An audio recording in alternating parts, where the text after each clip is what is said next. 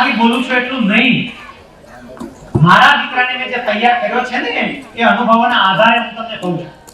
સગે 18 વર્ષનો થયો, 12મું ધોરણ પાસ ના કર્યું, હું સિનિયર ક્લાસમાં અધિકારી હતો, અને છતાંય મારા દીકરાને 18 વર્ષની ઉંમર પૂરી ન કરી અને 12મા ધોરણની બોર્ડની પરીક્ષા ન આપી ત્યાં સુધી એના હાથમાં મેં મોબાઈલ આપ્યો નથી.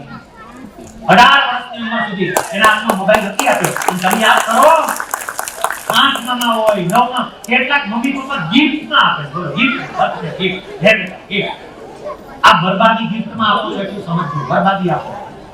એની એક ઉંમર હોય સાહેબ, જેને આખા જગતને આઈફોન અને આઈપેડ ની ભેટ આપી એવા સ્ટીવ જોબ્સ, એમની ઘરેનો મિત્ર એક વખત જમવા માટે ગયો અને સ્ટીવ જોબ્સનો મિત્ર સ્ટીવ જોબ્સને એવું કહે છે કે તે એપલ ની ભેટ આપી, આઈફોન આઈપેડ, આખી દુનિયા એની પાછળ પાગલ, નવું મોડેલ લોન્ચ થવાનું હોય, લોકો એને પ્રાપ્ત કરવા માટે સ્ટોરની બહાર આખી રાત લાઈન લગાવીને બેસે.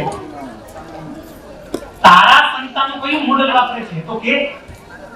અને એ વખતે આ સ્ટીવ જોબ્સ એકદમ હસી પડે છે, પછી એવું કહે છે કે આ ટેબલ ઉપર બેઠા એને પૂછ કયું મોડેલ વાપરે છે. એટલે એના મિત્રએ પૂછ્યું, સ્ટીવ જોબ્સના સંતાનો બે હતા, પૂછ્યું બે ટીનેજ હતા કે તમે કયું આઈફોન નું મોડેલ વાપરો છો? અને એ વખતે એના સંતાનો જવાબ આપે છે, uncle we don't use any cellphone, અમે કોઈ સેલફોન નો ઉપયોગ કરતા જ નથી. કલ્પના તો કરો, જેને આખી દુનિયાને આ ફોન આપ્યો એના સંતાન ફોન નો ઉપયોગ નથી કરતા, તો ઓલાને આંચકો લઈ. એટલે તરત સ્ટીવ જોબ્સને પૂછ્યું કે આવું? અને સ્ટીવ જોબ્સે એ વખતે જવાબ આપ્યો અને એવું કહ્યું કે અમુક ઉંમર કરતા નાની ઉંમરે જો સેલફોન બાળકના હાથમાં મૂકવામાં આવે તો એ કેટલો ખતરનાક છે ને એ મને ખબર છે, એટલે મારા બાળકને અમુક ઉંમર સુધી તો આ સેલફોન નહીં મળે એ મેં એને સમજાવ્યું છે અને એને સ્વીકાર્યું છે. તો આ વિચારવું પડે, સમય આપવો પડે, આનાથી થોડા દૂર રાખવા પડે, કેટલીક બાબતો તમારે પોતે કરવી પડે. આ સ્કૂલ અવનવા પ્રયોગો કરે છે. અહીંથી જે વાત કરી સાહેબ, 2 વિશ્વ રેકોર્ડ પ્રસ્થાપિત થયા. આ કોઈ સામાન્ય ઘટના નથી. સુરતની એક સામાન્ય વિસ્તારમાં કામ કરતી શાળા વૈશ્વિક કક્ષાએ કોઈ રેકોર્ડ પ્રસ્થાપિત કરે તો આ કોઈ સામાન્ય ઘટના નથી. એ સ્કૂલની અંદર આપણું બાળક ભણે છે, એ સ્કૂલના કંઈ આયોજનો હોય તો આયોજનમાં મારે ભાગ લેવો જોઈએ. અમે આજે એન્ટ્રી કરી, ત્યારે એન્ટ્રી કરીને એટલે નીચે હોલમાં આપણે જ્યાં દાખલ થઈએ છીએ ત્યાં તરફ એક સ્ક્રીન રાખી હતી. એ સ્ક્રીન રાખી થોડા ગાદલા મૂક્યા હતા. એટલે મારી સાથે નકુમ સાહેબ હતા, મેં તરત એમને પૂછ્યું કે આ વ્યવસ્થા, મને કે સાહેબ વિદ્યાર્થીઓની ને વાલીઓની સંખ્યા એટલી વધારે છે કે હોલ પેક થઈ જાય તો વિદ્યાર્થી અને વાલીઓએ બહાર બેસવું પડે ને, એટલે એ લોકો અહીંયા બેસીને આ કાર્યક્રમ માણી શકે એટલા માટે વ્યવસ્થા કરી છે. અને દુઃખની વાત એ હતી કે ખુરશીઓ ખાલી થઈ. કેટલાક એવા વાલીઓ એવા ઇનામ લઈને વયા ગયા, તો ખાલી ફોટો પડાવવા દે, અહીંયા આવ્યા, ફોટો પડી ગયો, ઇનામ આવી ગયું, હાલતા.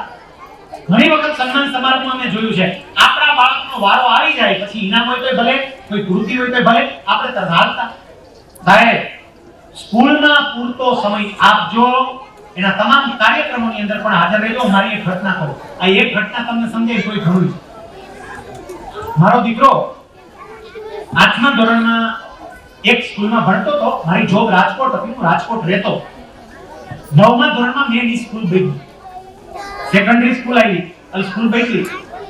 નવી સ્કૂલની અંદર પહેલી એની ટેસ્ટ લેવાની ગણિત વિષયની.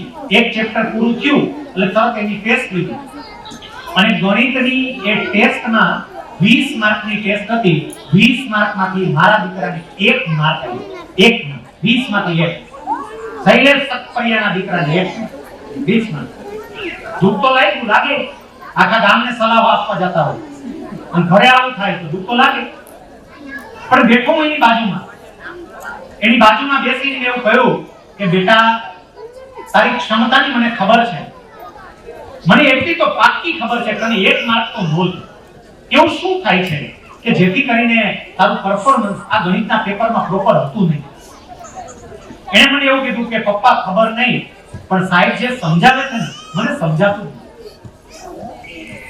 મેં એવું કહ્યું બેટા, હું કાલે જઈને તારા સાહેબને વાત કરીશ. કે ના પપ્પા, સાહેબને નહીં કહેતા, કારણ કે વાંક સાહેબનો નથી, વાંક મારો છે. મેં કેમ એવું કે છે વાત તારો છે? મને કે પપ્પા સાહેબ સમજાવે છે ને તો ક્લાસના બાકીના બધા વિદ્યાર્થીઓને સમજાઈ જાય, મને એટલે જ નથી સમજાતું. તેમાં સાહેબનો વાક કેવી રીતે હોય? વાત તો મારો કંઈક છે, મને નથી સમજાતું. પણ મેં કીધું પણ તારો વાક ઈ કે ઈ મને નથી સમજાતું, મારો શું વાક છે પણ નથી સમજાતું ઈ પાક્કું.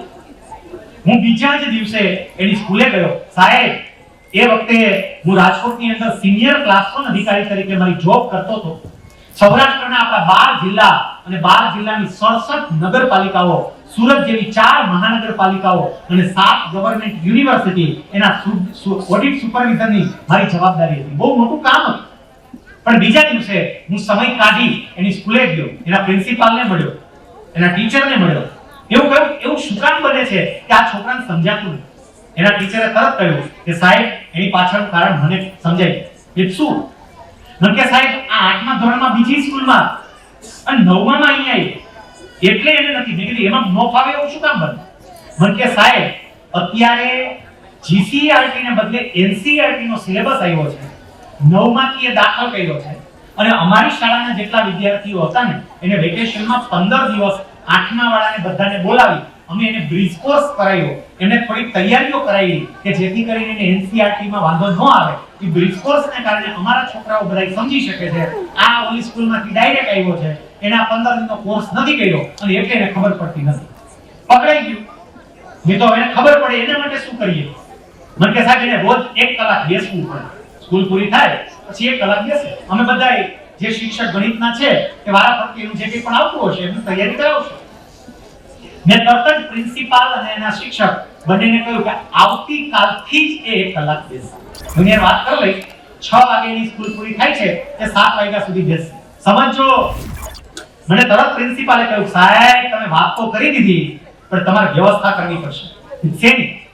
મને કે તમારો દીકરો અહીંયા ભણવા માટે આવે છે એ તો સ્કૂલ વેનમાં આવે છે અને સ્કૂલ વાન છે એ તો 6 વાગે જતી રહેશે કારણ કે વાનમાં એક નથી, વાનમાં બીજા ઘણા વિદ્યાર્થી છે અને એક તમારા દીકરા માટે કલાક રોકાય નહીં એ તો જતા રહેશે. તો તમારે એને 7 વાગે તેડવા માટે આવવો પડશે. મેં કઈ વાંધો હું આવીશ. સાહેબ એ દીકરો જ્યારે રોકાતો સ્કૂલના લેન્ડલાઈન નંબર ઉપરથી મને કોલ કરે પપ્પા હું રોકાણો છું, તમે 7 વાગે આવજો. મારી ઓફિસથી આ સ્કૂલ લગભગ 6 કિલોમીટર જેટલી દૂર થાય. એ સ્કૂલથી મારું ઘર બીજા 6 કિલોમીટર જેટલું દૂર થાય અને ઘરથી મારી ઓફિસ જવું હોય તો લગભગ 9 કિલોમીટર જેટલું થાય. પણ એ વખતે એ રોકાણો હોય, મને કોલ આવે એટલે મારી ઓફિસેથી હું મારી કાર લઈ અને એની સ્કૂલે જાઉં. સ્કૂલે બહાર રાહ જોઈને બેસું. જેવું એનું પૂરું થાય એટલે એને બેસાડી અને હું ઘરે જાઉં.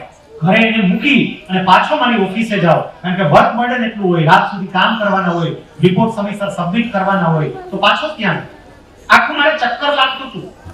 હવે એ વખતે સરકારે મને ડ્રાઈવર સાથેની ગાડી આપી હતી. ગાડી નીચે પડી હતી, ડ્રાઈવર નવરો બેઠો હતો.